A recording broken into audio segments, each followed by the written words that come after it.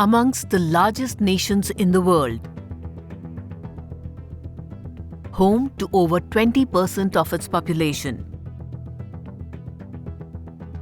Brazil and India are also home to a host of inequalities.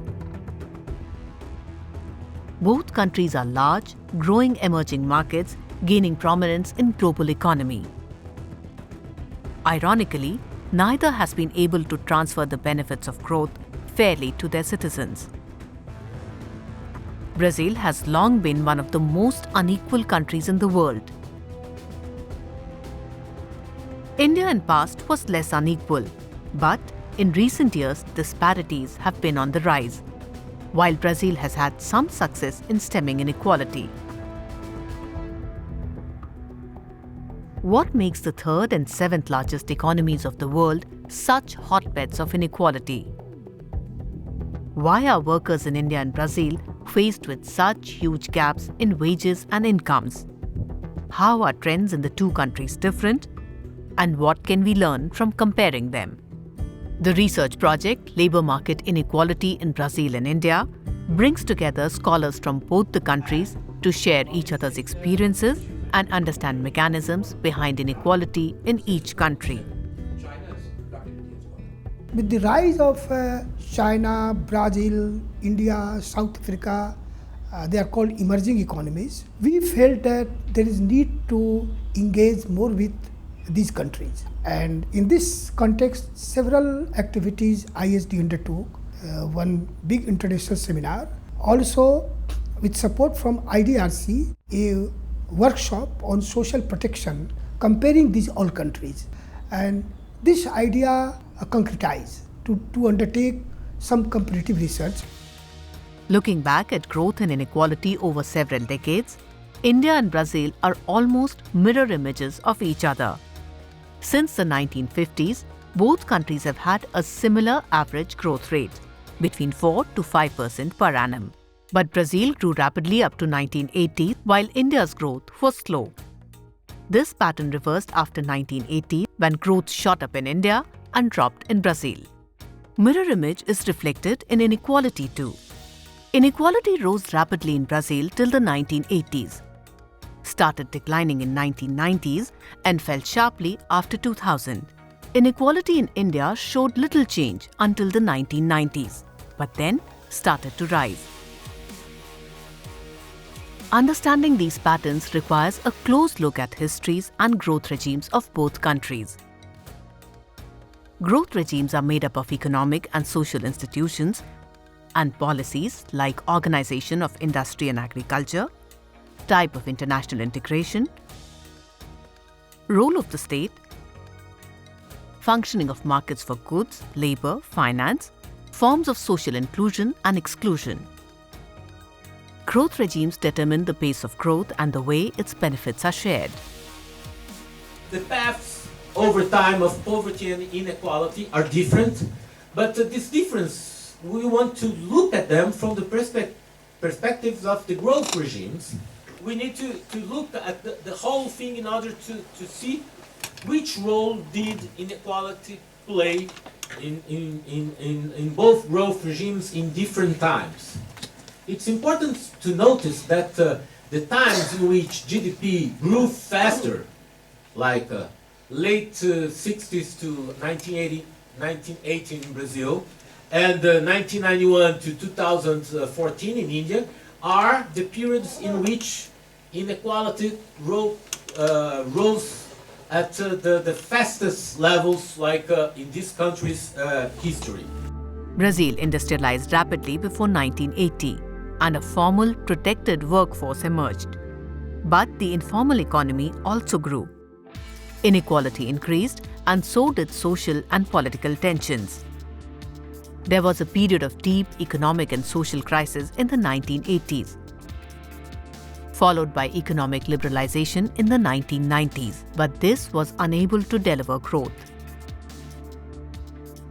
After 2002, a new political order emerged, and inequality declined as a result of steady creation of formal jobs, increasing minimum wages, and social benefits.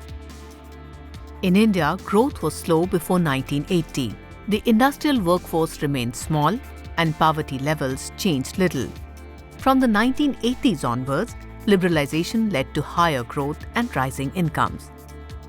But there was little creation of industrial employment, and the labor market was dominated by casual work and informal employment. Inequality rose as output grew faster than wages, and benefits of growth were concentrated. The rise in inequality was moderated after 2005 by policies such as MG-Narega, and poverty declined. But sharp divides in access to new opportunities persisted. So, the stories of two countries are different, but the comparison is worthwhile. In both India and Brazil, inequality in labor market is manifested in large gaps in wages and employment between different groups. One of the biggest gaps is between formal and informal workers. In India, formal work with social security and effective legal rights is mainly concentrated among regular factory workers and in the public sector. The majority of wage workers are in casual and contract employment. Most self-employed workers also lack protections and income security.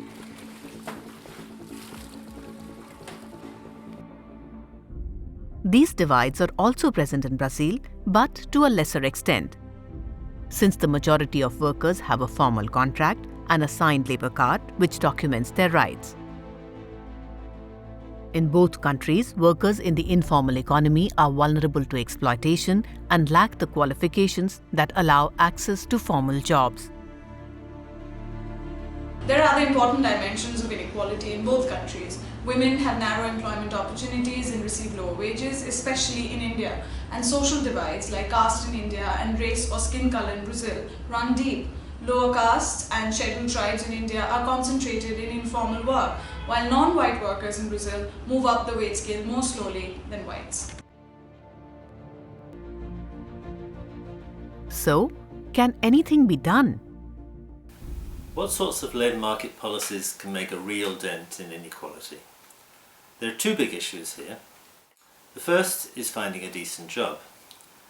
That means you have to create enough employment, of course.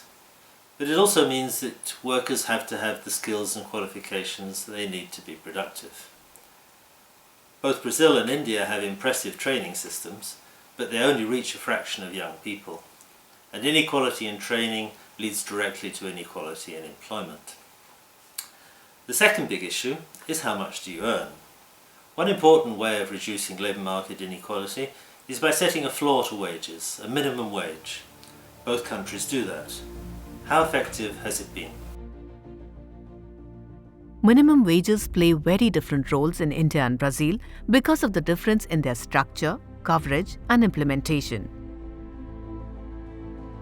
Brazil has a national minimum wage which is adjusted every year. This acts as a floor wage for formal workers and as a reference for wages of informal workers. It is also used as a benchmark for social security benefits and pensions. The level of enforcement of minimum wages in Brazil is comparatively high. In India, minimum wage rates vary across different occupations and states. This makes the system very complicated and difficult to enforce evenly. So the first step would be to have a national minimum wage. Not just the notional minimum wage, but actually a statutory national minimum wage, a floor below which no minimum wage would be fixed. Minimum wages need to be revised over a period of time, not only to sort of compensate for increase in cost of living and increase in prices, but also movement along with the general levels of development, general levels of per capita income of the people. So minimum wage, even real minimum wage should also increase, which means the increase over a period of time would be compensating not only the rise in prices, but also an increase in the levels of income in general.